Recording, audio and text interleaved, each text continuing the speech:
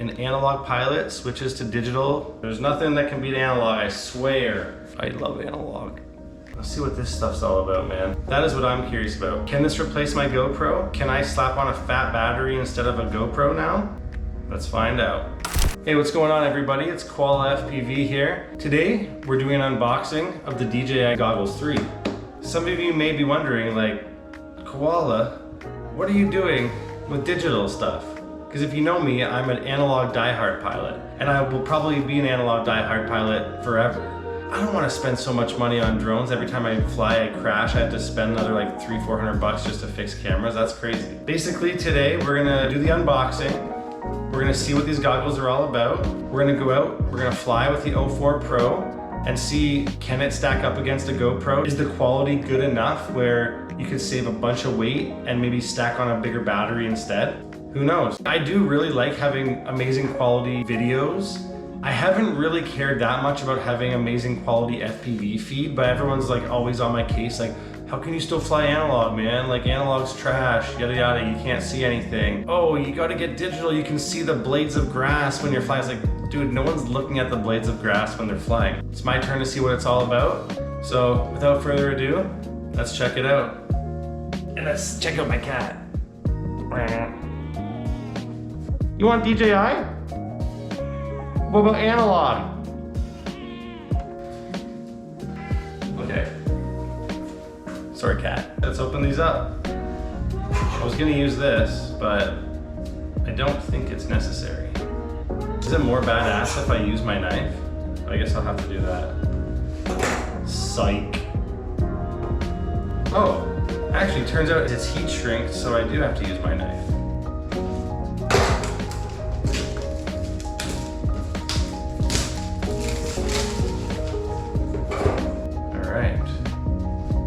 DJI Goggles 3. Open this up. Dropping shit. I need to open this box. What the hell? What the helly? Looks like we got some little corrective lensy thingies.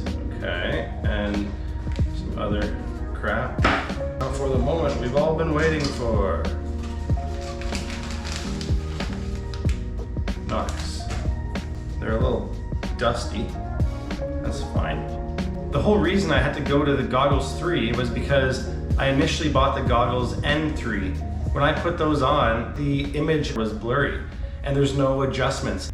I fly Fat Sharks and you have all those adjustments you can make. Well, with the DJI Goggles N3, you can't do that. So yeah, that was the nail in the coffin. I had to basically spend double, actually more than double the amount of money, but yeah, that's it there. And there's my cat. She wants to eat the plastic. Hey.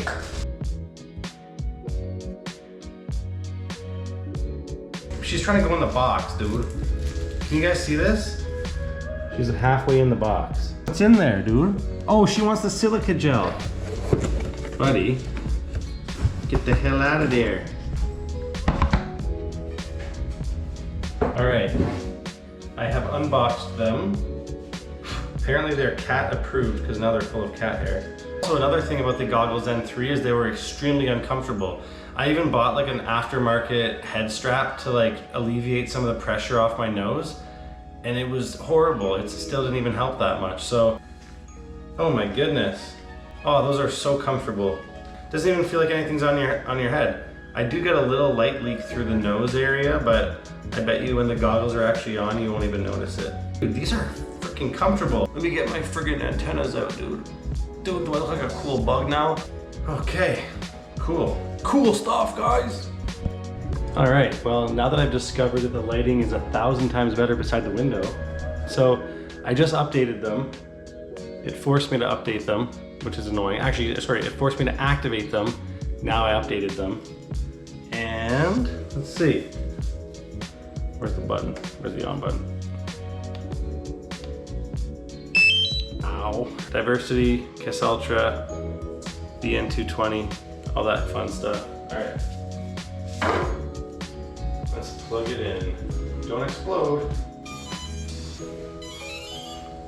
Okay. Oh yeah, you gotta bind. You gotta bind the damn shits. Nice. I pressed the bind button. How do I bind? How do I bind? How do I bind? How do I bind? How do I bind this shit? Really gotta Google this shit? How to bind Goggles 3 with 04 Air Unit Pro. Hold the power button on the goggles. Oh yeah, that's why I did those weird beeping things before. Okay.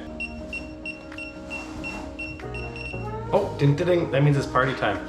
All right. Air unit isn't a low power. Well, it works. I can see things, but we are in bad settings. How does it look? Okay. Okay. Hi, cat. Okay. Looks pretty good. So far, all in all, kind of frustrating to set up DJI goggles and stuff, but we got it figured out. I got to find an SD card that I can format and put in there so I can actually see what the footage looks like.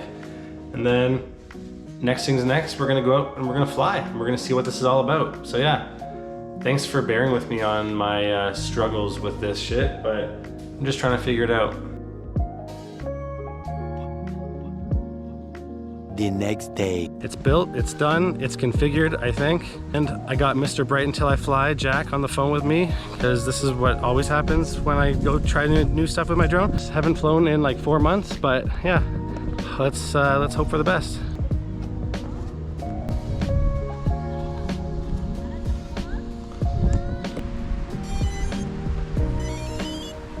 Here we go. I'm recording, yeah, armed. Here we go. Oh, I can fly.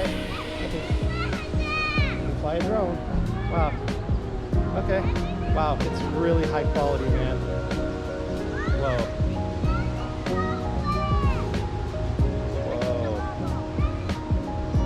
Whoa.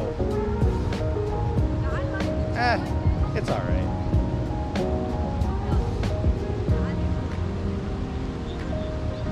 It's like flying the fucking GoPro, dude. I have 60 megabits per second. I'm flying really low on the train tracks. Alright, well, my drone works, that's cool. I'm seeing some jello in my feed, which I don't like.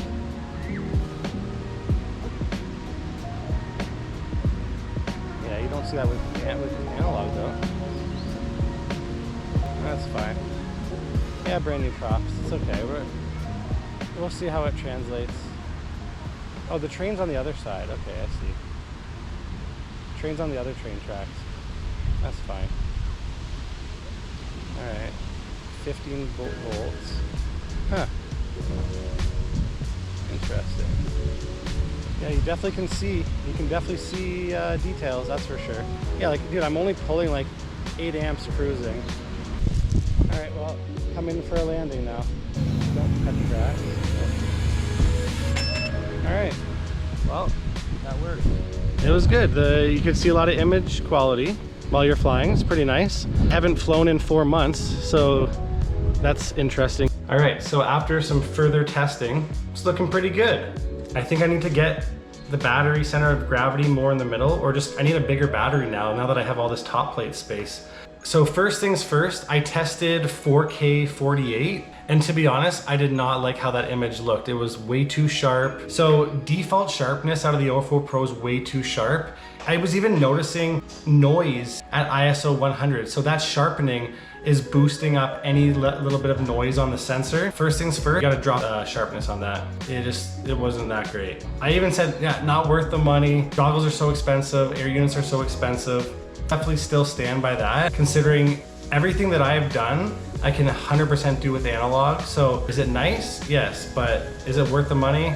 I don't really think. Other thing too is that I don't have any ND filters on, so I think some of that jello might actually have to do with the fact that the shutter speed is just way too high, causing any vibrations to make it through into the camera. So that's the next thing.